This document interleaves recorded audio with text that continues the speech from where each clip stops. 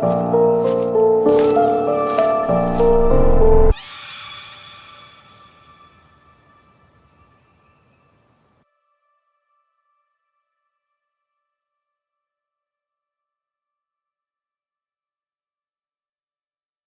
views and opinions expressed on this podcast is solely of the creator and may not necessarily reflect the views or opinions of the listener. Listener discretion is advised. ChatGPT and AI technologies were not used or harmed in the creation of this podcast. It is 100% human-made by me, your host, Melanie, and this is Under the Moon Paranormal Presents Ohio Legends. So, if my Ohio accent doesn't bother you, we're going to get in for a good time. This episode is brought to you by the full moon that's about to take place on February 12th. This full moon is when the Aquarius sun opposites the moon in Leo. The full moon is a time of culmination and the promise of fulfillment of that which has started at the new moon. It is an emotional time, a time of romance, fertilization, and relationships. The Leo-Aquarius polarity deals with the balance between all that is personal and all that is impersonal, which is Leo and Aquarius. The energy of this full moon is a creative self-expression in the boost of the individual ego that we will receive through pleasure and romance, while the Aquarius sun rules the group, more personal friendships and objectified. This full moon urges us to strike a balance between romance and friendships, okay? And between expressing ourselves in personal and impersonal ways. The Leo moon is proud and intensely individual, not content with simply being just one of the team. The Aquarius sun is individualistic as well. It values independence, and the team of the full moon eliminates this conflict. And with the full moon and the bright in the sky, symbolic illumination occurs within our own lives as well. However, these new feelings and revelations are emotional ones, and there is a sense of emotions bursting forth into consciousness. It's time to express ourselves and to let it out of our systems, get it out. Of course, we might want to exercise some care along while doing so. Knowing what's coming out of this is not particularly rational as yet. So this full moon forms a square to Uranus, and we should watch our rebellious behavior or flip decisions associating with revelations now. So this is the full snow moon. So we got like maybe a month and a half left till spring, so I'm excited for warmer weather. So this month, we are talking about one of the most famous haunted buildings in Ohio. And we're going to be talking about the Ohio State Reformatory. So, originally known as an intermediate penitentiary, it was built to house inmates who were too old for juvenile corrections, but whose crimes were not severe enough for the Ohio State Penitentiary. The facility began admitting inmates in 1896. After a decade-long construction period and operated until 1990. So about 100 years this place was operational. Why is it so haunted though? I mean, it was developed for non-violent crimes. It eventually began admitting the most vile individuals in the state. So, the primary mission of the Ohio State Reformatory in 1896 was rehabilitation. Rather than simply incarcerate people, inmates were offered religious instruction, education, and vocational training, with initial sentences set around 18 months. But those who showed progress were released, while those who did not were given another additional 18 months.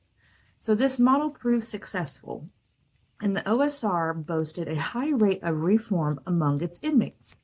Despite this noble aim, the prison's history is marred by darker chapters that have left a legacy of hauntings and unexplained activity.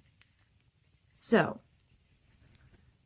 where the site of the OSR stands, the Ohio State Reformatory, it was once a Camp Mordecai Bartley, a training ground for Civil War soldiers in 1886, so about 10 years before. Mansfield was chosen as the location for the new penitentiary. The city raised $10,000 and purchased 30 acres of land for the construction of the Reformatory. The choice of architectural styles was deliberate, intended to encourage inmates to reform and connect with their spiritual selves. On September 15, 1896, the OSR admitted its first 150 inmates, who were immediately put to work on the prison's infrastructure. So they pretty much built the prison that they were going to be imprisoned in, including the sewer system and the 25-foot stone walls surrounding the complex. The prison continued to operate until 1990, when it was closed due to overcrowding and inhumane conditions highlighted by prisoner class lawsuits. So the OSR has since gained fame as a filming location, most notably the Shawshank Redemption. We'll put that right here. And the film The Shawshank Redemption, however, is a haunting legacy, is equally renowned, drawing a ghost hunters and thrill seekers from around the world. They even do paranormal conferences there, and they host the Incarceration Music Festival every summer as well there too. They have ghost tours during the warmer seasons of the year, and you can book your own ghost tour there if you wanted. They do public investigations and private ones. So this place is still operational today, but not like you'd think. It's not a reformatory or a prison anymore. It's like an attraction for the lives that lived here and the stories that still need to be told, because there's also a cemetery out back of this place. It has about 200 and some inmates that were unclaimed when they passed away at the Reformatory back in when it was operational. So we're going to talk about some of the ghost stories while we do this episode. The Ohio State Reformatory is reputed to be one of the most haunted places in America. Not just in Ohio, in America. The building's history of violence, death, and despair has given rise to countless reports of otherworldly activity. The basement of the OSR is home to two distinct entities. One is the spirit of a 14-year-old boy who was beaten to death. His apparition, a shadowy figure that flickers across the walls and ceiling, is considered harmless. In contrast, the other entity is a dark, sinister one that believed to be the boy's murderer. This malevolent presence is said to exert a powerful, oppressive energy. The Hole is notorious. You might have seen The Hole in The Shawshank Redemption. The 99% of The Shawshank Redemption was filmed on the grounds of the Ohio State Reformatory. So The Hole is notorious for its intense paranormal activity. Visitors often report feeling cold spots, nausea, and the senses of being watched. The spirit of an inmate who died in the hole is believed to haunt the area, reliving his final tormented hours. This location is considered one of the reformatory's most active and disturbing parts. Another eerie location within the Ohio State Reformatory is the chair room. They called it Old Sparky. So the windowless space with a single chair facing a door. The dark entity is said to inhabit this room, and visitors who provoke the spirit often leave with scratches and other physical manifestations of its presence. This room is regarded as one of the most dangerous areas of the prison. Okay, so they have these cell blocks, and they're like stacked, like 6 stories high, like stacked cell blocks. The cell blocks where inmates spent most of their time are also hotspots for ghostly activity. The East cell block is infamous for its high rate of unalivement, including that the James Lockhart story, who was the one who set himself on fire to escape bullying and threats. Another inmate, Larry Heimer, hung himself just a week before his scheduled transfer.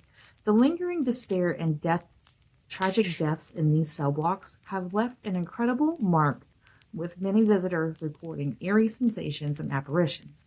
In 1930, a devastating fire killing 330 inmates and injured 200 others. Survivors were confined to an attic space at the Ohio State Reformatory, where they were suffering from severe burns and unsanitary conditions. The spirits of those who perished in the fire and those who endured the aftermath are said to still haunt the prison, their pain echoing through the years. And another claim from the attic ghost is that it still smells like a fire. Like you can still smell the fire. And sometimes you smell it and sometimes you don't. And that's pretty weird because I've seen that actively when I'm watching other people investigate it on YouTube. The smell of the attic, they do say it still smells like a fire's going. So, the Ohio State Reformatory's haunted legacy is a testament to its complex history of reformative ambitions and dark realities. The combination of architectural grandeur and the suffering endured within its walls has created an environment rich in otherworldly activity. From the tragic spirits of the basement and the hole, to the haunted cell blocks, to the chair room, the OSR remains a focal point for ghost hunters and ghostly enthusiasts like myself. These tales of its haunting are a stark reminder of the human cost of incarceration and the enduring impact of history on the present. Okay, so the type of architecture is designed from Levi T. Scottfield from Cleveland, who used the three architectural styles: Victorian Gothic, Richardson Romanesque, and Queen Anne style buildings. The exterior of the building, which is built from brick and concrete, is designed by the Romanesque style, giving the frontage castle-like appearance. I'll put a picture of the Shawshank Reformatory right here. It's a big, big building, and it's definitely made of like stone and concrete and brick. Scottfield designed the reformatory with these unique styles to help encourage inmates to become reborn and back to their spiritual selves. The creation and construction of the entire building was based to the well-known architect F.F. Schneitzer, whose name also appears in the cornerstone, and recorded as the superintendent and supervising architect on the documents that are found here. In 1891, the name was changed from Intermediate Penitentiary to the Ohio State Reformatory. So when it opened up, it was called Intermediate Penitentiary. And then about almost 10 years after it opened, they changed it to the Ohio State Reformatory. Okay. From 1935 to 1959, Arthur Lewis Glattic was the superintendent. Appointment following Glattic's work on the Martin Davy campaign by an accountant. Glattic was respected by professionals and inmates alike. He implemented many reforms, such as piped-in radio music in the cell block. So he was pretty cool, to these inmates. Glattic's wife, Helen Burer, died of pneumonia 3 days following an incident in November 1950. Where a handgun discharged when she was reaching into a jewelry box in the family quarters. Glattic died following a heart attack suffering in his office in 1959. So we'll talk more about Arthur Glattic when we go through all the list of all the ghosts. So, over 200 people died at the OSR, including 2 guards who were killed during an escape attempts. The reformatory remained in full operation until New Year's Eve of December 1990. It was closed via a federal court order as a result of a prisoner's class action suit citing overcrowding and inhumane conditions.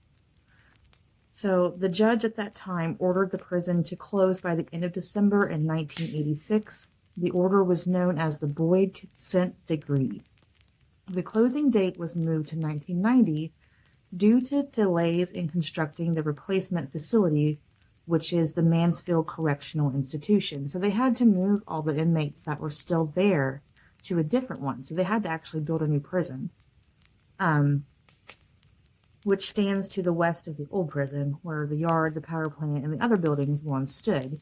Most of the grounds and supporting buildings, including the outer wall, have been demolished since the closing. In 1995, the Mansfield Reformatory Preservation Society was formed, and they have turned the prison into a museum and conduct tours and help fund the grounds rehabilitation projects, and currently work to stabilize the building against further deterioration. The east cell block remains the largest freestanding steel cell block in the world at 6 tiers high. So I'll put a picture of the east cell block here. I'm going to talk a little bit about the restoration project before we move on to the ghost. The Mansfield Preservation Society is currently working to restore the facility to its original state. Restoration dates include the removal of debris, replacement of roofing, and complete restoration of the warden's quarters, as well as the complete restoration of the central guard room between the east and west cell blocks. So that's pretty cool. The restoration of being funded through donations and tour fees. The windows of the south side and east cell block have been completely replaced, and all of the original stained glass windows that were in the building are planned to be replaced too. Throughout the Halloween season, the building hosts a haunted house through the Blood Prison. The Ohio State Reformatory offers multiple types of guided tours. History Meets Hollywood, which summarizes the movie and history side of it. Beyond the Bars, which focuses more on the history and access to areas off tour. And the Old Sparky Electric Chair route, which discusses the creation and use of the Ohio's electric chair.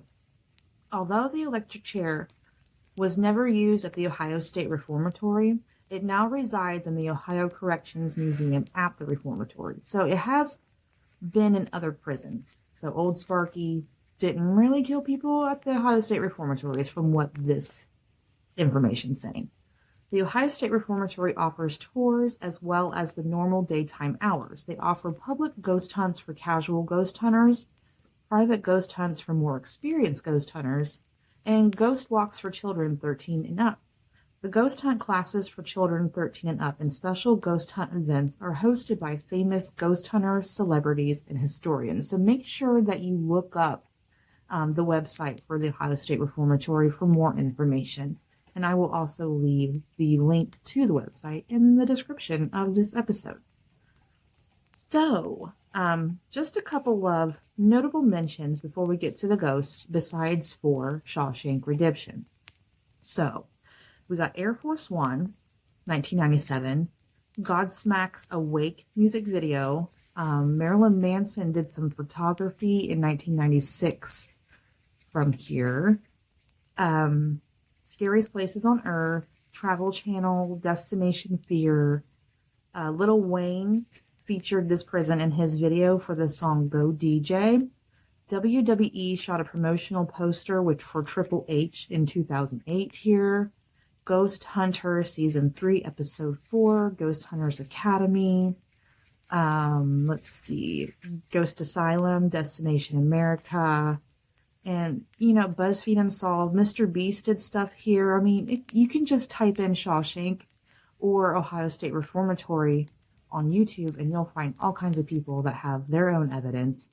And it's really interesting to watch because this is a piece of history that they are preserving, and that the ghosts that have stories to tell can tell their stories.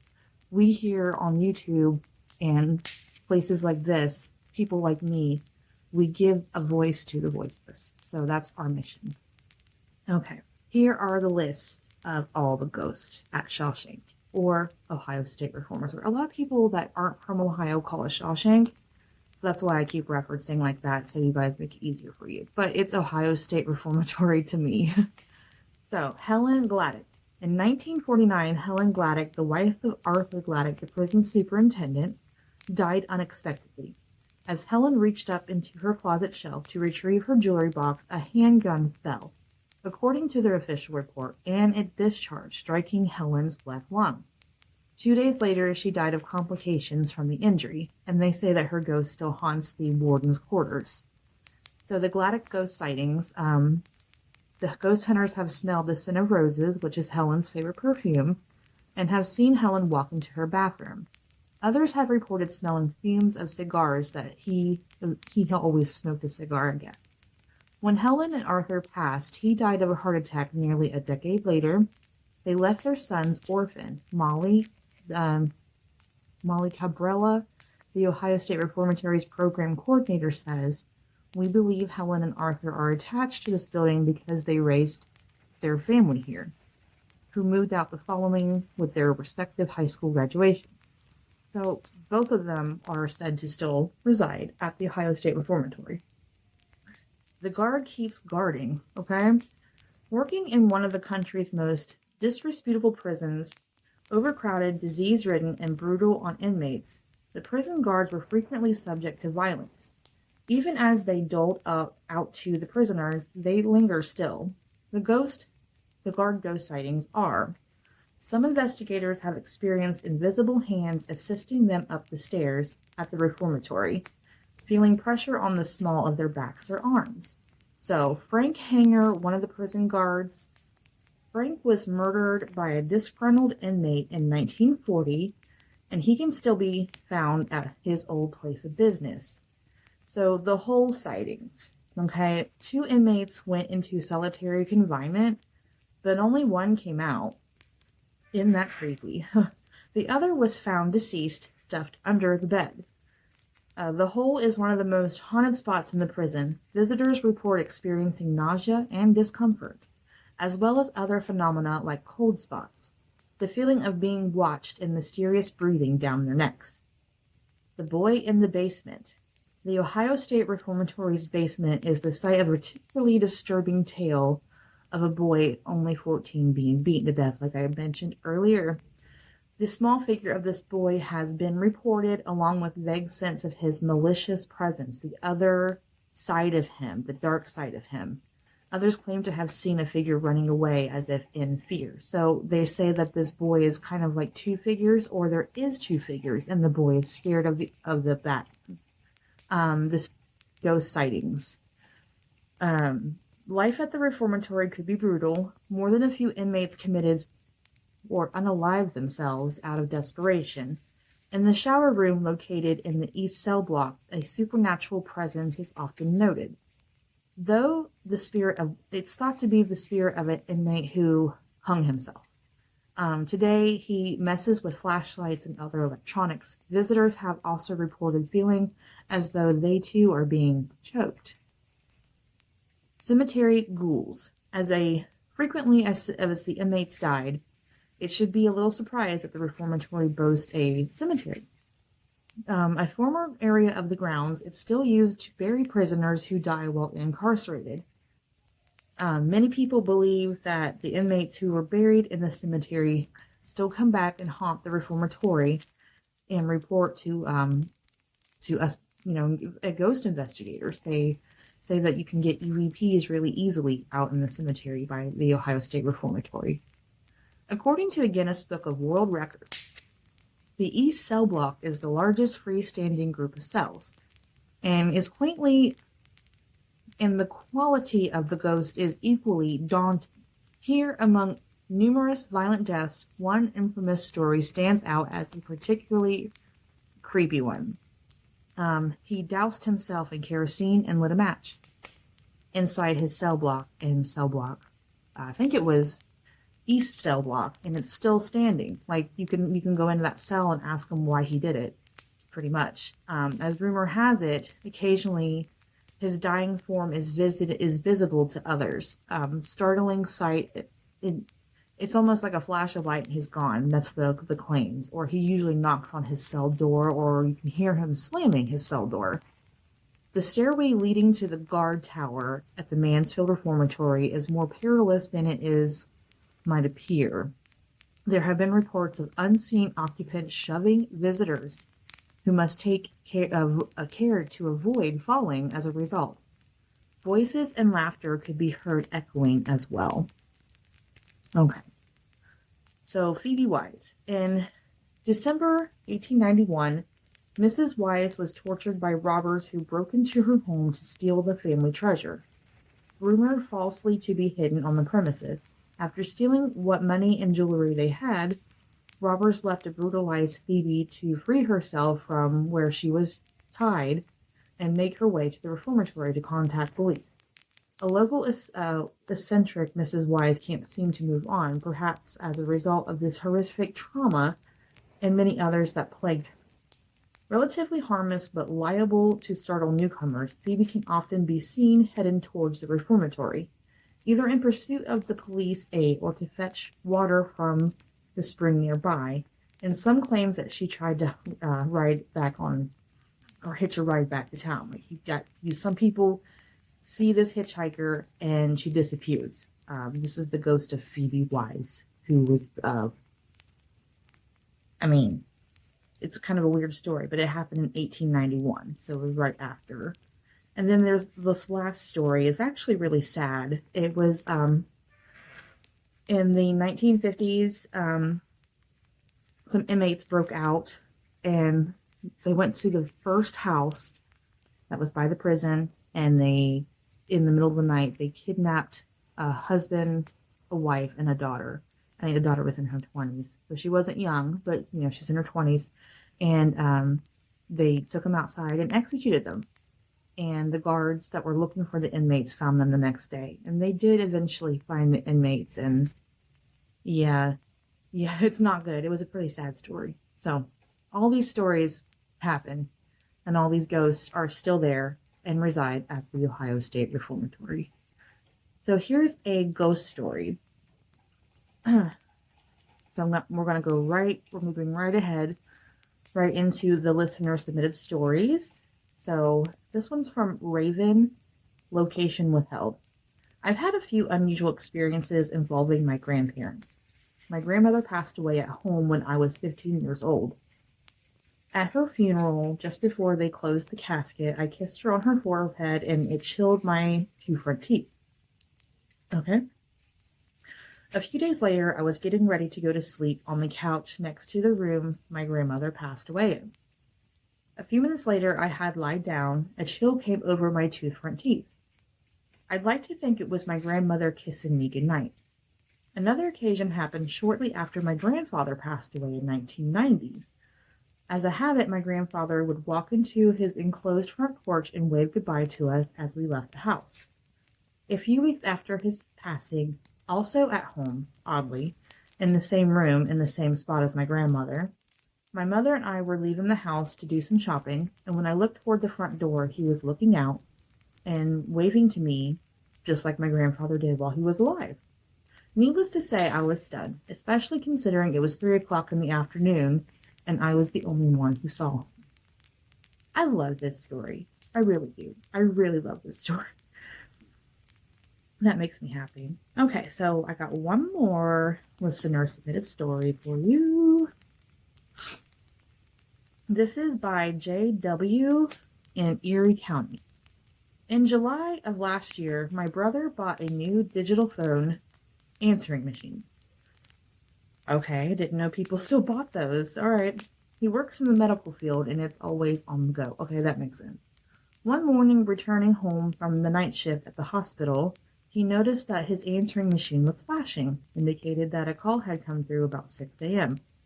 To his surprise, it was the voice of our mother, who passed away of cancer about 6 years ago, on the machine.